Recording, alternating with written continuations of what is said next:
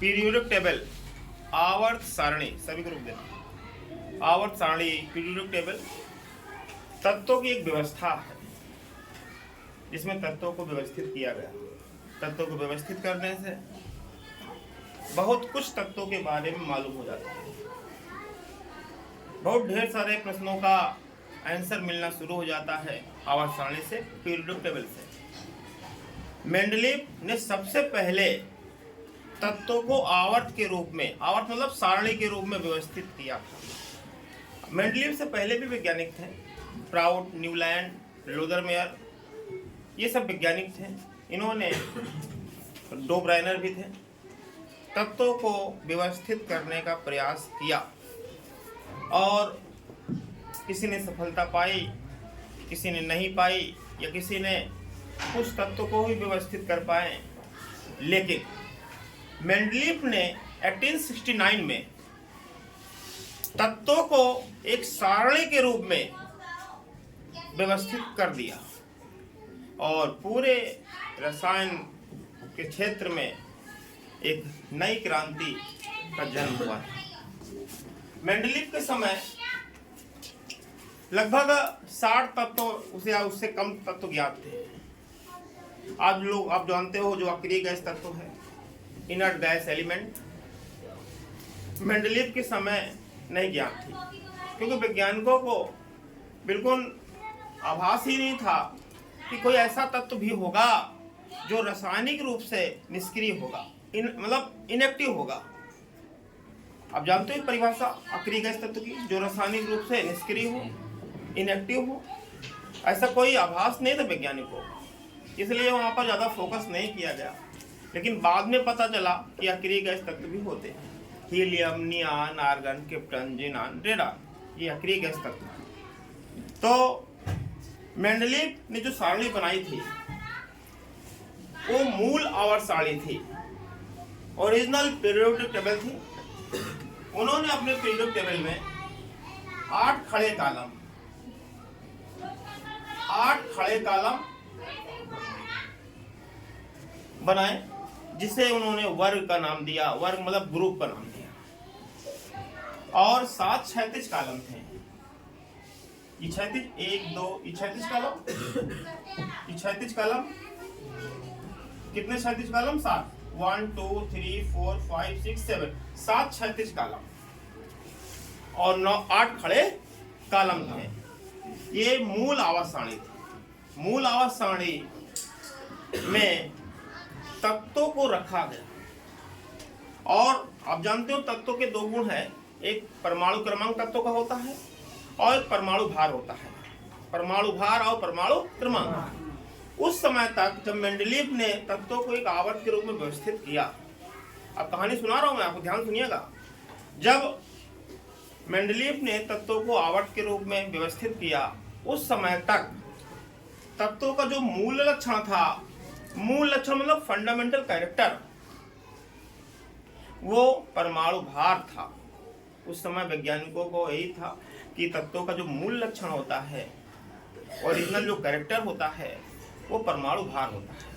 लेकिन बाद में पता चला, समस्थानिक, संभारिकों और रेडियोएक्टिवता की खोज के बाद ये पता चला, और मोजले के प्रयोग से भी ये पता चला कि तत्वों का जो मूल लक्षण है वो परमाणु भार नहीं है, परमाणु क्रमांक है।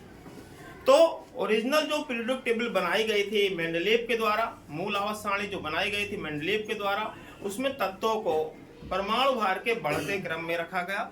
और उन्होंने खड़े कॉलम 8 बनाए, जिसे उन्होंने वर्ग कहा या ग्रुप कहा, और 7 क्षैतिज कॉलम थे जिसको उन्होंने आवर्त या पीरियड कहा। तो इस प्रकार ये मूल आवर्त सारणी खत्म। लेकिन जैसे ही पता चला तत्वों का मूल लक्षण, आप भी सुनो, आराम से पढ़ो, है ना, नहीं देर नहीं हो रही है, अभी सुन लो। तो तत्वों का मूल लक्षण पता चला समस्थानिकों, संभारिकों की खोजों के बाद कि तत्वों का मूल लक्षण परमाणु क्रमांक होगा। तो जो मूल आवर्त सारणी थी उसमें संशोधन करना पड़ा। क्या करना पड़ा? संशोधन करना पड़ा। तो जो संशोधित करके आई, और एक कारण यह होगा संशोधन का कि क्वेश्चन ये आ सकता है कि मूल आवास सारणी में संशोधन क्यों? तो इसके कई कारण, मैं 2 कारण बताता हूँ। सर तत्वों का जो मूल लक्षण था वो परमाणु क्रमांक हो गया, अब परमाणु भार नहीं है, इसलिए क्योंकि मूल आवास सारणी में तत्वों को परमाणु भार के बढ़ते क्रम में रखा गया था, इसलिए संशोधन जरूरी था। और दूसरी बात, अक्रिय गैस तत्व की भी खोज हो गई, अक्रिय गैस तत्व की भी क्या हो गई? खोज हो गई, इसलिए इस संशोधन करना पड़ा। क्योंकि मेंडलीफ ने जब आवास सारणी बनाई थी तो अक्रिय गैस तत्वों के लिए कोई भी स्थान नहीं छोड़ा था, इसलिए उन्होंने खड़े कॉलम कितने बनाए थे? 8। अब संशोधित आवास सारणी में कितने खड़े कॉलम हो जाएंगे? 9 हो जाएंगे। जो 9वां आपका है उसको उन्होंने शून्य वर्ग का नाम दिया। जो 9वां खड़ा कॉलम था उसका नाम क्या दिया? शून्य वर्ग। समझ गया? ये संशोधित आवास सारणी हो गई। उसके बाद एक और सारणी बनी जिसे बोलते हैं दीर्घाकार आवास सारणी, लॉन्ग फॉर्म पीरियोडिक टेबल में दिखाता होगा। दीर्घाकार आवास सारणी उसको ना बेटा, वो पीरियोडिक टेबल चार्ट उठाओ।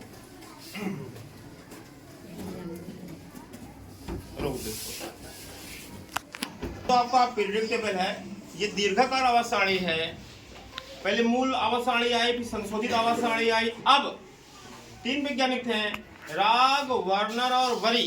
ये 3 वैज्ञानिकों ने एक नई आवास सारणी प्रस्तुत की जिसे हम दीर्घाकार आवास सारणी कहते हैं। उन्होंने अब इसमें जो वहां पे 9 खड़े कॉलम थे, उन्होंने हर वर्ग के हर खड़े कॉलम में जो 2-2 भाग बांट दिया। पहले इसमें ए और बी ग्रुप था, उसमें बांटकर अब 9 दूना 18 खड़े कॉलम। देखिए आप लिखा हुआ 1 2 3 4 ये लेगा 15 लिखा नहीं है, 3 4 5 6 7 8 9, ये पूरा 18 खड़े कॉलम हो गए। यह है दीर्घाकार आवास सारणी। आज हम इसी आवास सारणी को पढ़ते हैं। समझ गया? दीर्घाकार आवास सारणी बहुत ही महत्वपूर्ण। तो इसमें जो पहला जो वर्ग है ये खड़े कॉलम, इसको बोलते हैं क्षार धातु। क्या बोलते हैं? दूसरा वर्ग जो है उसको हम क्षारीय मृदा धातु बोलते हैं। क्या बोलते हैं? तीसरा वर्ग है बोरान फैमिली। चौथा वर्ग, बस करो बैठ जाओ शांति से। जो चौथा वर्ग है उसको हम कार्बन फैमिली बोलते हैं। जो 5वां जो वर्ग है, ठीक है, फिर बोलते हैं नाइट्रोजन फैमिली।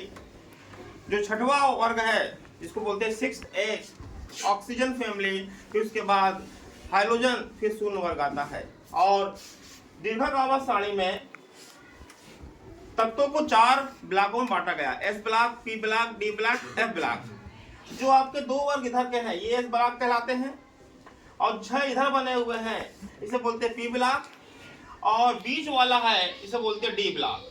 आगे कक्षाओं में हम विस्तार से वर्णन करेंगे। S ब्लॉक 2, इधर 6, P ब्लॉक, बीच में D ब्लॉक के 10 वर्ग हैं, तो 18 हो गए। S ब्लॉक में 2 वर्ग, P ब्लॉक में 6 2 8, D ब्लॉक में 10, कितना हो गया? 18 वर्ग हो गए।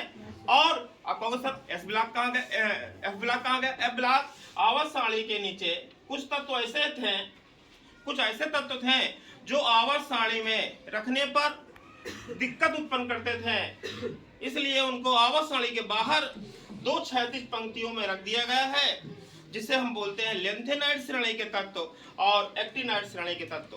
जो पहला आपका होगा वो लेंथेनाइड और दूसरा है एक्टिनाइड। मैंने आपको लेंथेनाइड और एक्टिनाइड श्रेणी बताया था, ये F ब्लॉक के तत्व हैं। तो इस प्रकार ये पूरा दीर्घाकार आवास सारणी हो गया। कोई दिक्कत? अब इसमें इसको पूरा आप याद करेंगे, कल मैं और आपको लिखवाऊंगा। जैसे क्षार धातु है, क्षार धातु hydrogen, lithium, sodium, potassium, rubidium, caesium, francium, ये हो गया आपका। क्षारीय मृदा धातु beryllium, magnesium, calcium, strontium, barium, radium. Boron family की बात करते हैं, boron, aluminium, gallium, indium, thallium. Carbon की बात करते हैं, कार्बन, सिलिकॉन, जर्मेनियम, टिनलेट। नाइट्रोजन की बात करते हैं, nitrogen, phospho, arsenic, antimony, bismuth. Oxygen की बात करते हैं, oxygen, sulphur, selenium, tellurium, polonium. यदि हम हाइड्रोजन फैमिली की बात करते हैं, जो 7वां वर्ग होता है, फ्लोरीन, क्लोरीन, ब्रोमीन, आयोडीन, एस्टेटिन। और जो शून्य वर्ग की हम बात करते हैं तो उसे बोलते हैं आपका अक्रिय गैस तत्व, हीलियम, नियॉन, आर्गन, क्रिप्टन, जिनेरेन। इसी प्रकार D ब्लॉक के भी होते हैं। आपने F ब्लॉक के याद किया है, आपको सबको लेंथेनाइड श्रेणी के, लेंथेनाइड श्रेणी में 14 तत्व हैं, एक्टिनाइड श्रेणी में भी 14 तत्व हैं। 14 दूनी 28, ये दोनों 28 तत्व F ब्लॉक में रखे गए हैं। कोई दिक्कत है? ठीक है।